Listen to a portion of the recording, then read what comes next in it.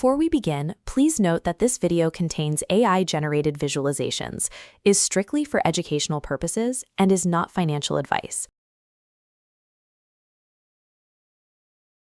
When Tata Technologies went public, the excitement was deafening. Investors piled in, expecting immediate, limitless growth. Since that peak of over 1,200 rupees, reality set in. The price dropped to the 570 to 600 range, a 50% correction. This is no longer a momentum stock. The downward slide stopped, and the price is trapped in a sideways channel, consolidating. Looking at this chart, you have to ask, is buying at a 50% discount a rare opportunity to grab a premium asset, or are you stepping right into a value trap? What we are actually looking at is a classic market scenario. You have an undeniably strong company, but the market is still trying to figure out the exact right price for it. Tata Technologies does not do standard IT support. They do engineering, research, and development. They help design and engineer physical products, software-defined vehicles, and digital twins. But their revenue heavily relies on a single sector. Roughly 70 to 80% of their business is tied to automotive clients, anchored by massive contracts from Jaguar Land Rover and Tata Motors.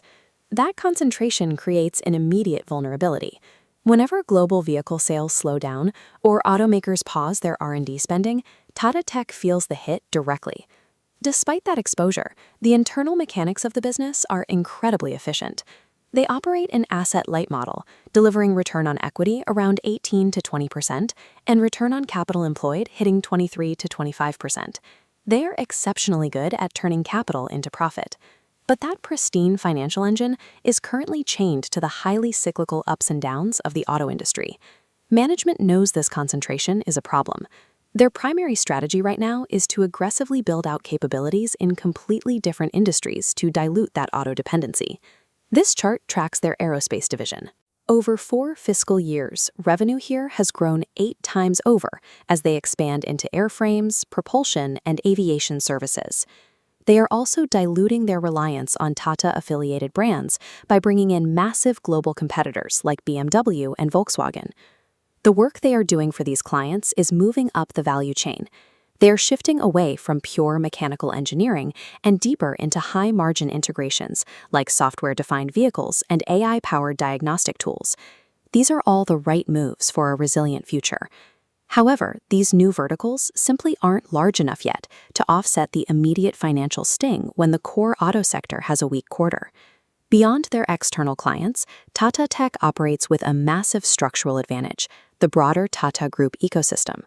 The parent company is executing huge, multi-year transformations across its portfolio. Air India is modernizing its operations through the Vihan.ai program, and Agratas is building massive battery gigafactories in the UK and India. These internal projects require deep engineering and digital integration, giving Tata Tech a built-in, highly reliable pipeline for massive contracts. This ecosystem practically guarantees a baseline of revenue. The trade-off is that a large chunk of their future growth ceiling is entirely dictated by how fast the broader Tata Group decides to spend its capital. If the business quality is this good, you have to wonder why the stock price is stuck. The answer comes down to valuation gravity. Even after losing half its share price, Tata Tech still trades at a price-to-earnings ratio of 40 to 45 times. Compare that to the industry. You can buy Cyient for roughly 17 times, or L&T Technology Services anywhere from 26 to 38 times. High multiples demand flawless execution. When Tata Tech recently posted a 10% year-over-year profit decline, that high valuation acted like an anchor, dragging down investor sentiment. At 40 times earnings, you are paying a heavy premium for future perfection. Any slight miss in their execution or a delay in their margin recovery will be aggressively punished by the market. Because of that valuation risk, throwing a lump sum of cash at this stock right now is highly dangerous. The execution risks are too immediate. How do you handle it? For a 3 to 5 year time horizon, look at Investment Mode 1. This requires a systematic investment plan, accumulating shares strictly in the 500 to 550 rupee support zone. If the company recovers margins to 16%, this accumulation could yield a 15 to 20% compound annual return. It is a mathematically defensive strategy, but it requires extreme patience. Your capital might sit completely stagnant for years while the company grows into its valuation. If you can't tie up your money that long, consider investment mode 2, the range trader. Here, you are strictly playing the consolidation channel.